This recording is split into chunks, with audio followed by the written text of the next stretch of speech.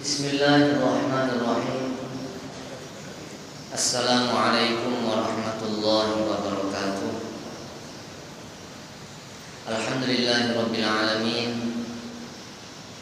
Wassalatu wassalamu ala asyrafil anbiya'i wal mursalin Sayyidina wa maulana Muhammad wa ala alihi wa sahbihi ajma'in.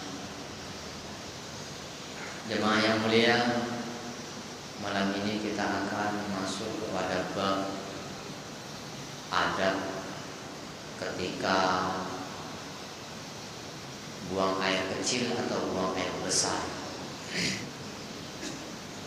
An Anas bin Malik radhiyallahu anhu qala kana Nabi sallallahu alaihi wasallam idza dakhala al-khala'a qala Allahumma inni a'udzu bika minal khubuthi wal khaba'ith. Anas bin Malik radhiyallahu anhu telah mengatakan, apabila Nabi hendak masuk ke jamban atau tempat buang air kecil atau buang air besar, WC, maka beliau mengucapkan Allahumma inni a'udzubika minal khubusi wal khaba'ith. Ya Allah, aku berlindung kepadamu dari gangguan setan laki-laki dan setan perempuan. Dalam hadis yang lain, An Zaid bin Arqam qala Rasulullah sallallahu alaihi wasallam, inna hadhil ushusha muhtadaratun fa idza dakhala ahadukum falyaqul Allahumma inni a'udzubika minal khubuthi wal khaba'ith. Kata Nabi Shallallahu Alaihi Wasallam, kamar mandi itu banyak dihadiri oleh syaitan. Kamar mandi itu banyak dihadiri oleh syaitan. Maka kata Nabi, jika salah seorang dari kalian ingin masuk, jika salah seorang di antara kalian ingin masuk, hendaklah ia mengucapkan Allahumma inni a'udzubika minal khubuthi wal khaba'ith. Ya Allah, aku berlindung kepadamu dari gangguan setan laki-laki dan setan perempuan. Jadi hadis ini sudah jelas mengapa kok kita harus membaca doa ketika akan masuk ke dalam kamar mandi ataupun ke dalam WC. Karena di situ tempat berkumpulnya setan. Banyak sekali setan-setan yang berkumpul di sana. Bahkan dalam riwayat yang lain, apabila dikumandangkan azan untuk sholat, dikumandangkan, maka setan yang tidak sempat lari menjauh itu dia akan masuk ke dalam lubang-lubang kotoran, masuk ke dalam WC. Dia akan bersembunyi di dalam WC.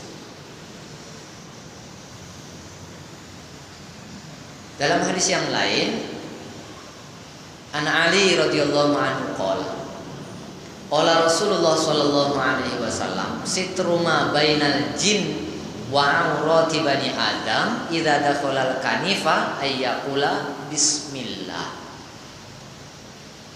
Ali telah meriwayatkan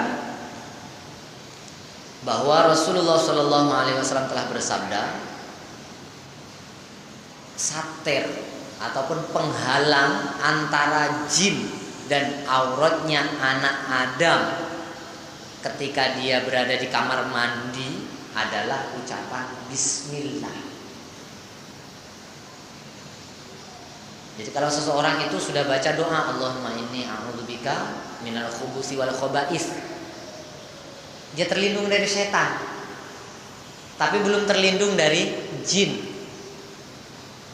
Ketika kita membuka aurat, maka jin masih bisa melihat aurat kita. Jadi kata Sayyidina Ali radhiyallahu anhu, penghalang antara anak Adam dan jin ketika dia berada di kamar mandi itu adalah bismillah. Maka selain kita membaca Allahumma inni a'udzubika minal khubuthi wal khaba'ith, kita baca juga bismillah. Sama ada di awalnya bismillahirrahmanirrahim, Allahumma inni a'udzubika minal khubuthi wal khaba'ith. Kita terlindung dari setan, terlindung juga dari jin. Jin ini memang punya kebiasaan yang disenangi dia, melihat aurat anak Adam. Jadi kalau nampak aurat anak Adam dia suka, gembira. Jin ini kan makhluk Allah Subhanahu wa taala yang diciptakan punya nafsu dan punya akal sama dengan manusia. Jadi kita suka-suka lah rupanya jin. Habis dah ganak kena tengok dia semuanya dah. Sampai di ujung rambut sampai ujung kaki. Dah tahu semua dah jin. Ini budaknya gitu ya.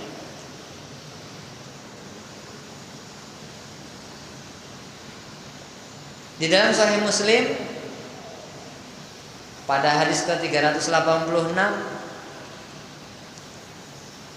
An Abdurrahman bin Yazid an Salman qala lana musyrikun inni ara sahibakum yu'allimukum hatta yu'allimakumul khira'ah faqala ajal innahu nahana ayastanjiya ahaduna biyaminihi aw yastaqbilal qiblata wa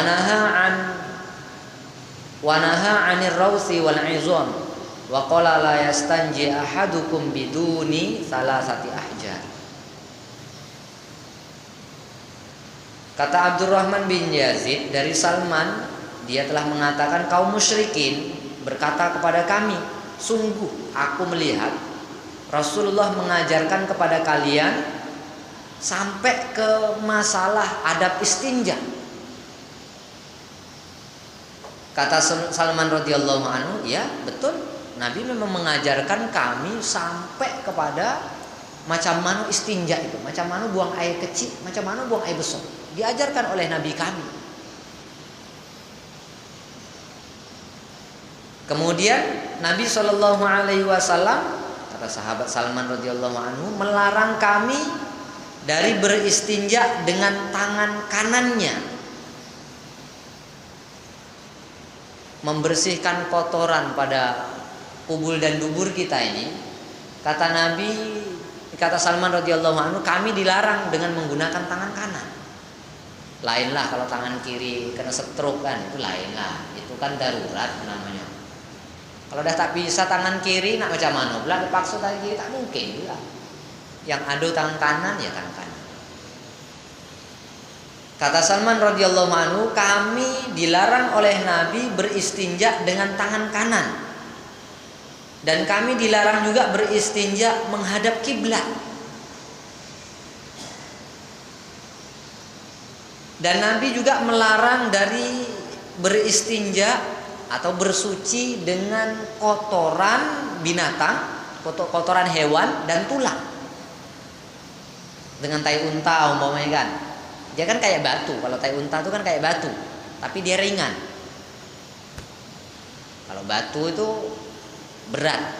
Untuk membedakan, jadi kalau kawan-kawan yang mabit di Muzdalifah untuk mengambil batu itu untuk membedakan tai unta dengan batu itu ditengok.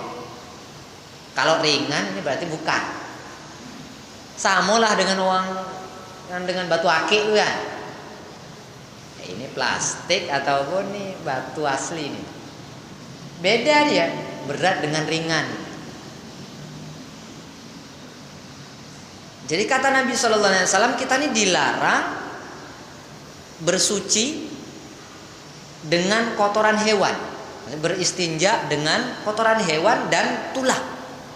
Jadi kita tak boleh beristinja dengan tulang. Dan Nabi juga melarang, janganlah salah seorang dari kalian beristinja kurang dari 3 batu. Jadi kalau batu itu satu, maka batu itu hendaklah segitiga. Kalau batu itu bulat, tidak bisa dijadikan untuk istinja 1 batu, mesti 3 batu. Jadi kalau batu itu hanya satu, hendaklah dia batu yang punya segi 3. Baru boleh digunakan untuk istinja. Jadi hadis ini